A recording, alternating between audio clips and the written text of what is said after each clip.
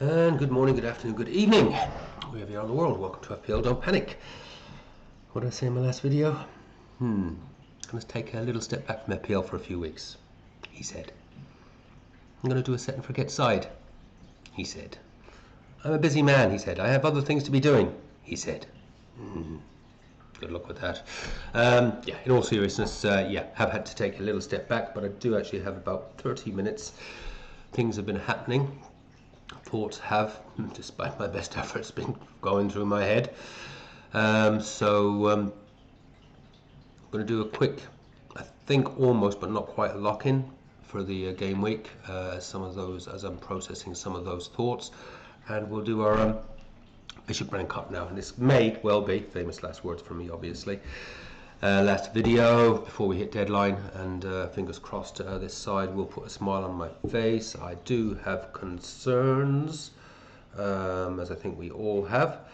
Let's run through the team, some of my thoughts. I'm a little bit not out of touch with the news. I think I've had a reasonable catch up this morning listening to some of the other content providers just to get some pertinent information, obviously just following the European matches to see if anything relevant is happening there. And relevant things have been happening. Okay, let's run through the team. I'll just touch on the spreadsheet and why I have made a couple of tweaks. Dubravka's Dubravka is fine. I'm hopefully he'll get a save point or two, and you just never know. Burnley haven't been that awful at home. They haven't generally been conceding that many goals. You never know. Might get the clean sheet there, but it is what it is. It's the Verbruggen Dubravka rotation that hopefully is going to achieve, minimum 4 points average, but hopefully get me maybe, you never know, 5 or 6. A couple of really good performances in there, 1 or 2 clean sheets. Might get towards that within those rotations, a nice 5 or 6 point average by the end of this block of 5. Nothing to talk about there. O'Reilly, a little bit to talk about there. He started this morning, got the goal, interestingly, off Gavardio. Gavardio is actually, I think, the best City defender if you can get to him at the moment, just because he seems, well, 1, he's locked, 2, he seems to be the target man for these corners because it was his header that was saved, and then O'Reilly got it over the line. But good to see O'Reilly up there amongst it. I need attacking returns from O'Reilly. More hopeful of a City clean sheet. I think Palace, we know they've been looking leggy. They've scraped home in quite a few of their last few games. They are looking tired. It's a small squad, and now, of course, I believe, and again, this is one that I'm going to get catching just around now. It looks like Munoz is out injured for a few weeks. That massively limits Palace's attacking threat, in my opinion. Munoz is the one that scared me. That, well, I should be scared away, shouldn't I? But Munoz is the one asset I haven't got that I really covet in that Palace team, has to be said. But now with Sarr's injured, Munoz is injured, that attacking threat is diminishing. Mateta just looks tired, completely rested this morning. More hopeful of a City clean sheet, but as I say, it's can we get the clean sheet? 1. Can we get the cherry on top of an attacking return from O'Reilly? Time will tell. Timber. There is the real worry, not in the Arsenal squad at all. Is this a complete rest? Is Arteta playing mind games? Why would you rest Timber when you've got a dearth of options in defence? There's a real concern there. Anyone know anything? Let me know. If he's injured, well, if he's not injured, or we just don't know, I'll start him, and I'll talk towards my bench logic in a moment. And he won't play, and I will obviously have a first off the bench, I guess. Fingers crossed he's okay. Obviously for Wolves at home, this would just be sod's law. I'm not saying it's a banker clean sheet, but it does feel, Timber would almost be a little captaincy temptation, wouldn't he, with the banker clean sheet, and well, no, he won't get Def. We could get Defcon if he's playing centre back, but against Wolves, unlikely. But certainly potentially some attacking threat there as well. I wouldn't have gone there, but I know 1 or 2 people have. Although that may change depending on any injury updates. Yeah, bit of a worry there, Chow, Sunderland away. You don't know what you're going to get in this fixture, I think. I think Newcastle, we know, are not great away from home. Sunderland are actually pretty damn good at the Stadium of Light.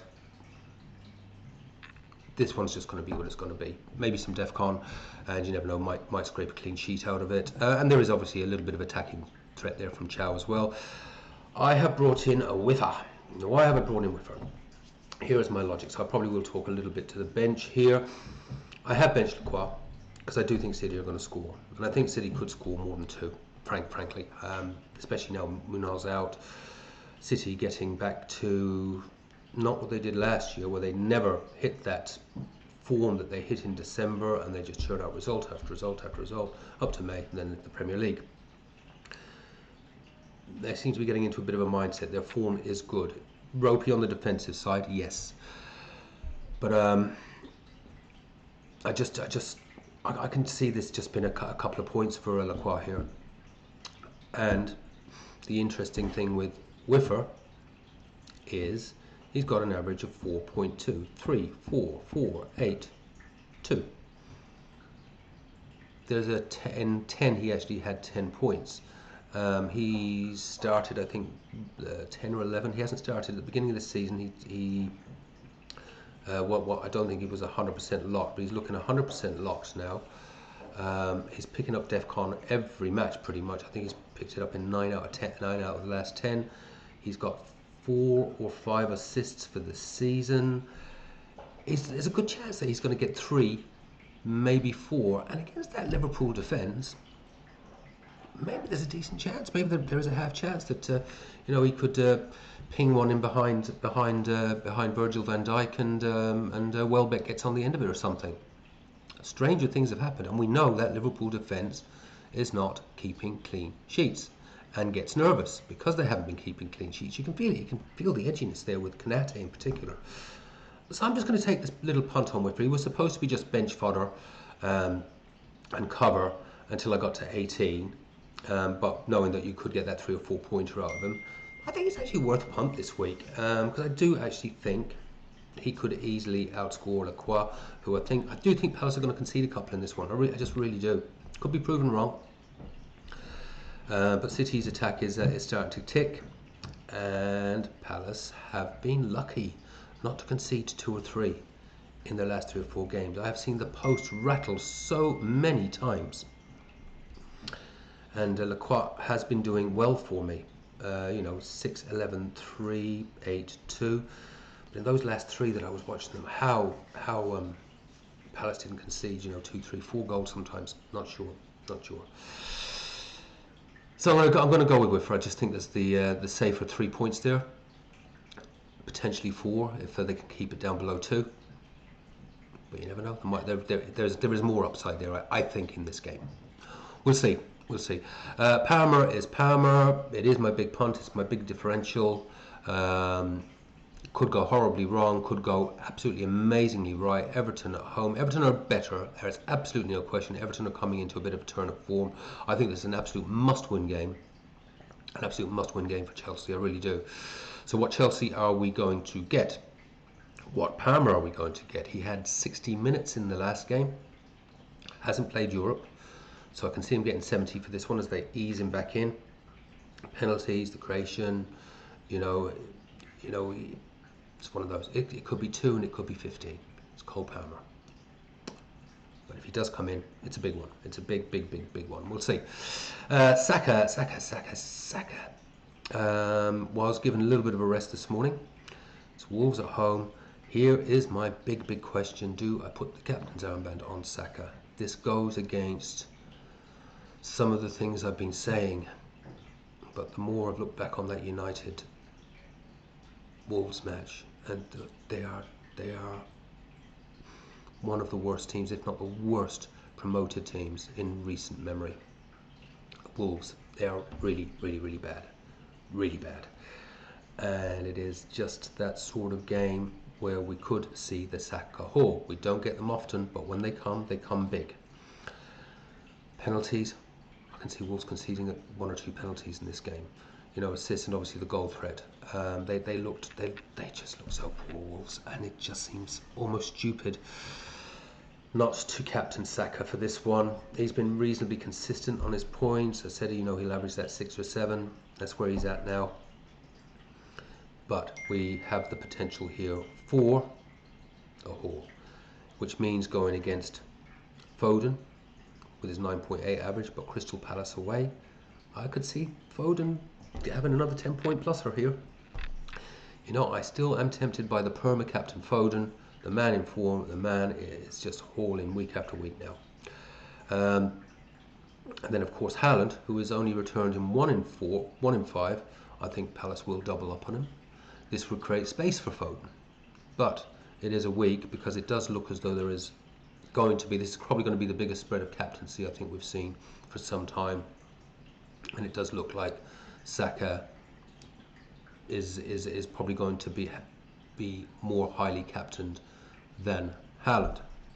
But Haaland, of course, with that 100% ownership, even if he is only 50% captained, will still hurt you if he hauls and Saka doesn't.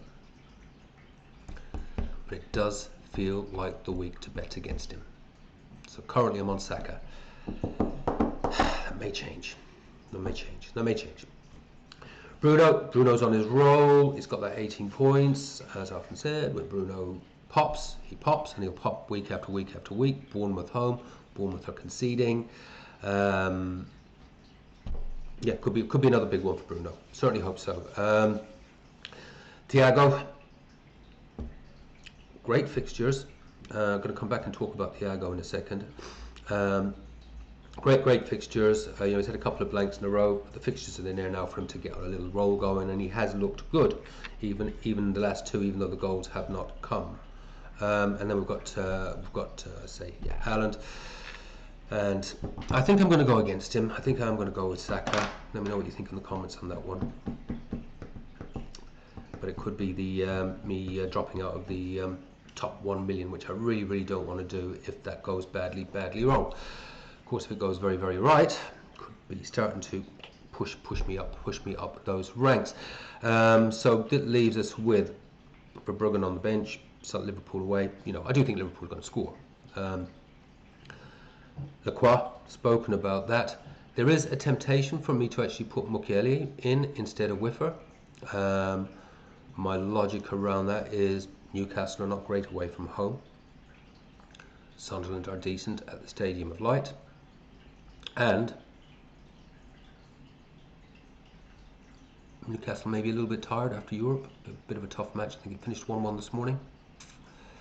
I could see Sunderland keeping a clean sheet in this one. I really could. And what's the worst case scenario? Well, there's plenty of worst case scenarios. Mukiele gets no goal.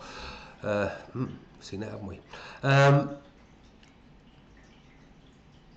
Are Newcastle going to score more than 2? Will it? You know, Mukiele probably would get Defcon in this one, I would think. So that's you know, potentially 4 points if they keep it under 2. It is my bench call is between Whiffer and Mukiele, and currently I'm going with Whiffer because I just can see that he should get 3 points, hopefully the 4, but just that little bit of luck with a little assist or something. You just never know. Could be a little surprise there for me. Gui on the bench, Gui, whose minutes are probably going to improve with the Delap injury, so he will still pretty much be bench fodder, but it does look like he's bench fodder for the next block of 5 game weeks, where there will actually be minutes there. So if I did have to call on him, you know, there should actually be a few points there. Just going to get to the little watch list I've got developing now. So like I said in the last video, I'm trying to obviously just cut down a little bit on the videos for the next 3 or 4 weeks. So this is what I've kind of done, a set and forget side. Yeah, right. No such thing, is there? But in general, yeah, you know, this is the team, the squad for the next 2 or 3, where I roll until I get to 18, where, yes, I would like to bring Rice back. And I'll talk about the path to Rice if I was to do it in 18. It's a very easy path though to get to Dewsbury Hall, and I'd be able to do that with a couple of transfers in Dewsbury Hall. 9.6 average. The guy's on fire. Is it sustainable? I don't think so.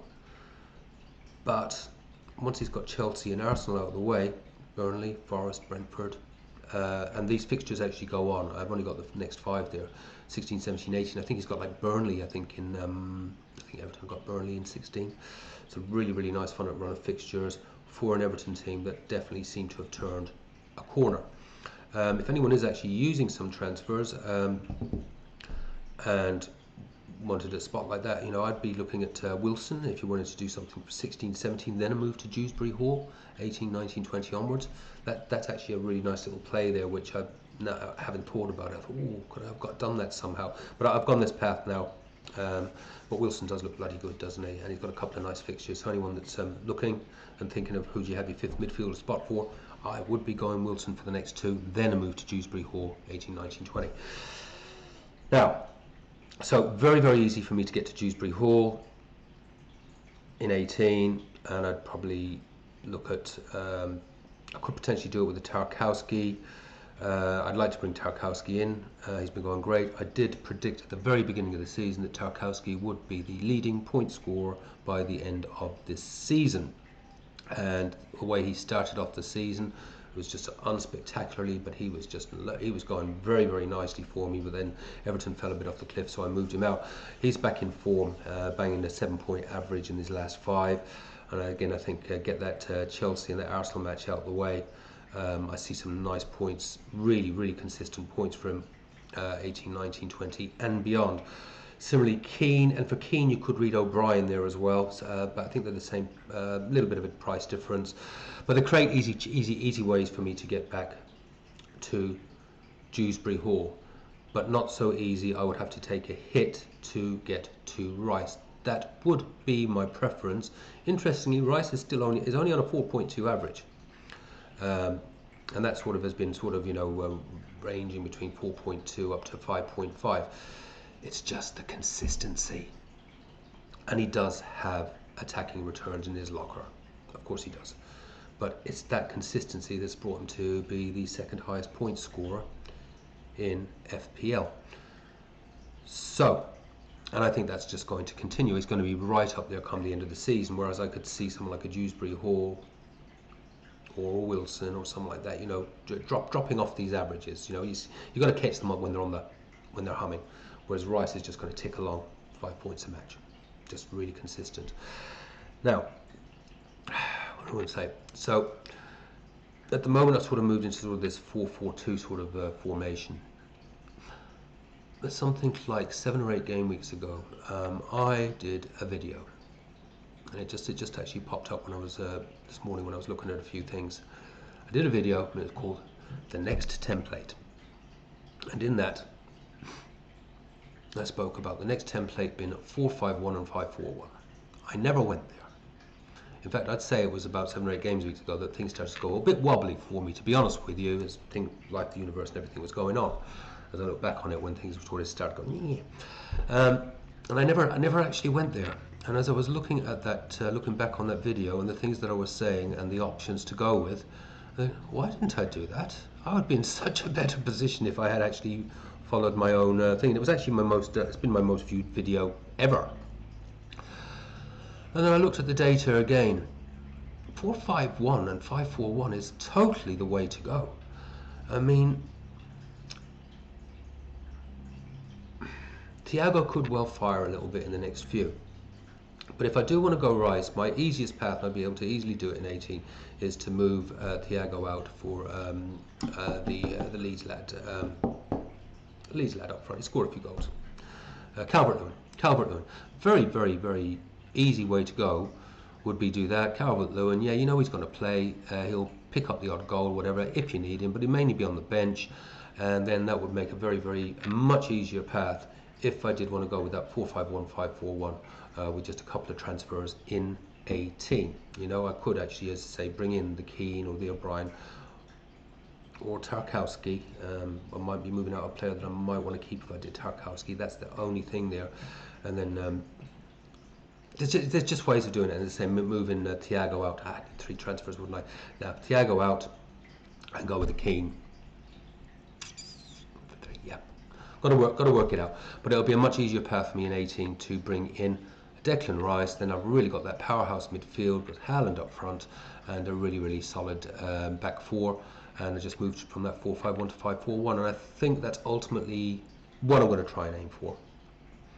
Now, injuries, all sorts of things can happen. I mean, what is this Timber situation? Don't know. Hopefully we won't get anything from Arteta, so just have to wait and see on that one well, really until I see if he steps out onto the pitch against Wolves at the weekend. It's kind of where it's at.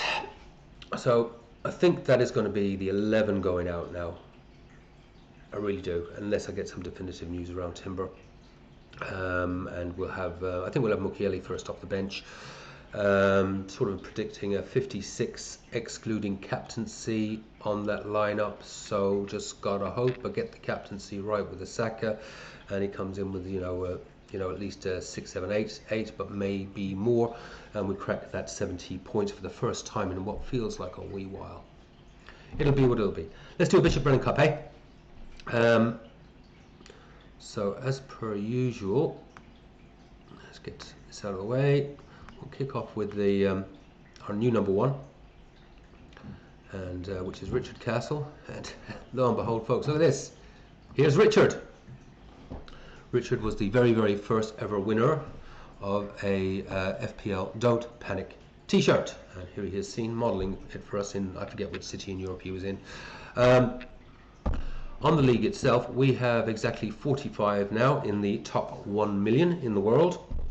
I know it's exactly 45 because I am the 45th. Ta-da. So, and I really, really don't want to slip out of that top 1 million.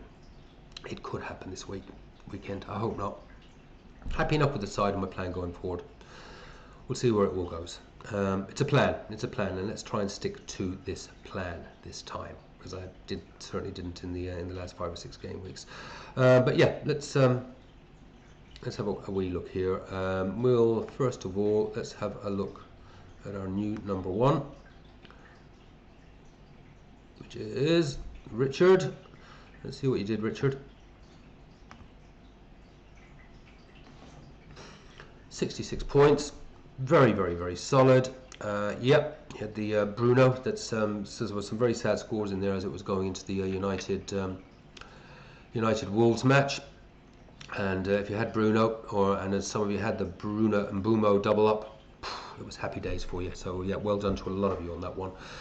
United have the 3rd highest behind Arsenal and City expected goals this season.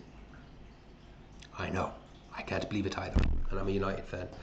I see a little United badge there, Richard. You must be very happy with your Bruno Hall. That fantastic stuff. Yeah, nice to see you got the same keeper double up as me with Verbruggen and Dubravka. So are you keeping that going forward? We've got O'Reilly. Grand. Let's same as you. Hopefully we'll get a clean sheet and an attacking return there. Van Heck, I like Van Heck as a pick very, very much indeed. Brighton, no Europe. Guys locked in. Gets the occasional attacking thing. Brighton do pick up a clean sheet here and there. I like it. Richards, so yeah, you don't need to worry about the Munoz out for a few weeks. Yeah, Richards is he's just great value at 4.5. I think he's still 4.5. But again, I guess you may have the same worries as me about the Palace defence going forward with this just ridiculous amount of fixtures. Foden, how long have you been on Foden for, mate? See, did you catch earlier hauls? Got a quick look here. There he is. There he is. Oh, yeah. And did you just bring him in? How long you just kept him through the bad times? Yeah, you kept him through the bad times. I didn't. I had him. I let him go. He trolled me, and of course to sell him. And he starts banging. It's the story of my season, to be honest. So yeah, well done on that, mate. And yeah, Rice, you got Rice. He's flagged. I think he's going to be okay though. He sounds like that's an illness. We'll see. And you got Saka as well. So yeah, you Foden, Bruno, Rice, Saka. Well, this gives me hope. If you're number 1 in the league, I'm pretty much. I haven't got Rice yet, but he'll be coming back. But I've got Palmer. Palmer, it'll be okay. Yeah, solid, mate. Really, bloody good midfield. Really good midfield. I think that's going to keep going well for you for the next few game weeks. And then of course we have Voltamide, Haaland and Thiago, 3 strikers all blanking, along with all the other bloody strikers in the league, which just lends further credence to the 4-5-1, 5-4-1 argument that I'm going to start pushing. Just have a look at the points. Just have a look at the leading point scorers. Even Thiago, who we perceive as going fairly well, you know, he's still below the top 4 or 5 midfielders and indeed defenders. Now that may change over the coming game weeks with this run of fixtures, and Brentford, you know, do get goals. So we'll see. We'll see how that goes. But my thoughts are is that Thiago may, over the course of this 4 or 5 game weeks, outscore Rice. But over the course of the season, Rice will outscore Thiago. Certainly that is where the pattern seems to be at the moment. So yeah, but anyway, waffle Des. Richard, fantastic stuff, mate. Keep it up. You are just barely outside the top 10,000 in the world. Brilliant stuff, buddy. Brilliant stuff. All right, let's go back to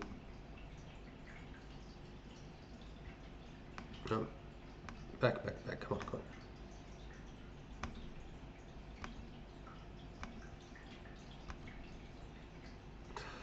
Right, let's find a Bishop Brennon Cup winner. Let's have a quick look at our top 10. See if we can...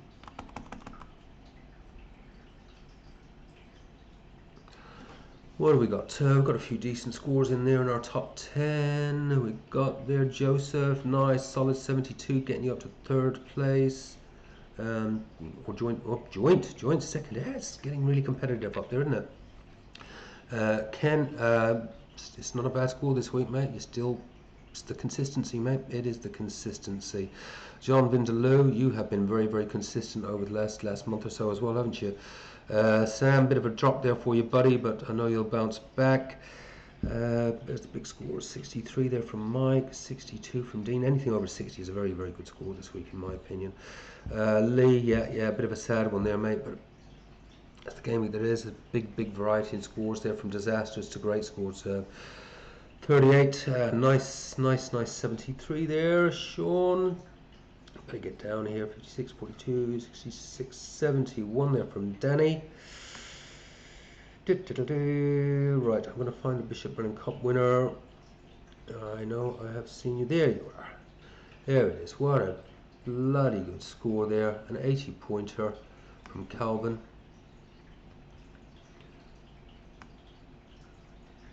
Yep. This is our winner this week, Ruben. I'm a win. You did a win. You did a win, Calvin. You did a win with an absolutely brilliant 80 pointer.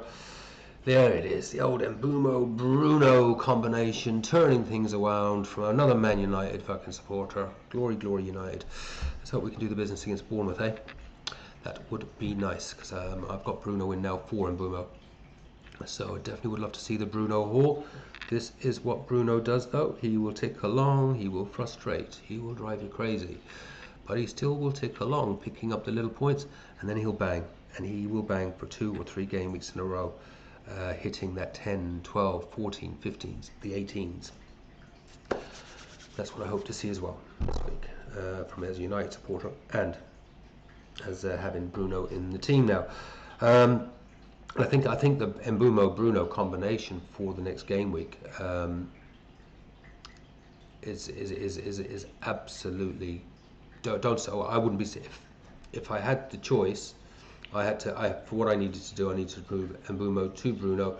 But if you don't need to move, there's no need to, in my opinion, any need to move Mbumo out this week. He's definitely playing, in my opinion. I think that's the noise anyways. And Bournemouth are conceding goals. I think that's a really good combination again for this game week. Although saying that, United have been a bit better away from home than they have at Old Trafford. But they've got a great opportunity now. I'm talking with my United hat on. This is what they do. They give us hope, and then they crush our souls. Okay, got Ramsdale in goal. That's an interesting one. I haven't seen too many, if any, with that. But yeah, Gavardio. I think Gavardio may well be a better pick than O'Reilly. They're targeting him from set pieces. That is really becoming abundantly clear now. And some of those City fixtures, I think there are clean sheets there. I think we could see a few Gavardio hauls. We'll see. But yeah, Gavardio's a fabulous player. Tarkowski. Yeah, I spoke about Tarkowski, very much on my radar. As I said, I think he's just going to be right up there, if not being the top point scorer in Fantasy Premier League by the end of this season. Let's see if I'm right. Livramento, yeah, I think Livramento's great, but obviously nothing. Losing that clean sheet must have been well. It was. I had to, I had Chow. I think that may have been one of the greatest piss me offs of the whole season so far. That Burnley penalty in the last minute. We've spoken about Mbumo, Bruno, Gordon. I think it's a fabulous pick. I think it's a brilliant pick. It is actually a temptation, I would say, once Newcastle get... There's too many away fixtures there for me to quite go there yet on another Newcastle asset. I definitely prefer Gordon, though, to Bruno G, which is where everyone seems to be heading. And yeah, Foden doing his Foden thing. Watkins, good punt. I actually don't think that's a bad punt. Some people might think you're crazy, but when Watkins pops, and we'll tick along. And Villa are looking pretty good. Villa are looking very, very good at the moment. But once again, we see Watkins, Haaland, Welbeck. I'm building the case for the 4-5-1 here, guys. 3 blanking strikers. We'll see. Let's monitor the next few game weeks. But I think in some way, shape or form, I am going to end up going into this 4-5-1, 5-4-1 around 18, 19, 20. That's the model that I will ultimately move towards. So much for set and forget, eh? And it's certainly set and forget for the next 3. I have to roll the transfers. And then that is when maybe I will move into the 4-5-1, 5-4-1, depending on how Thiago's going. If he's popping and he's going well, then I'm obviously not going to do that. But yeah, it's an absolutely superb score. You're into the top 500k.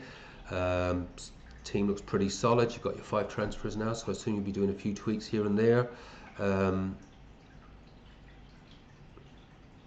You are this week's Bishop Brennon Cup winner. Calvin, congratulations.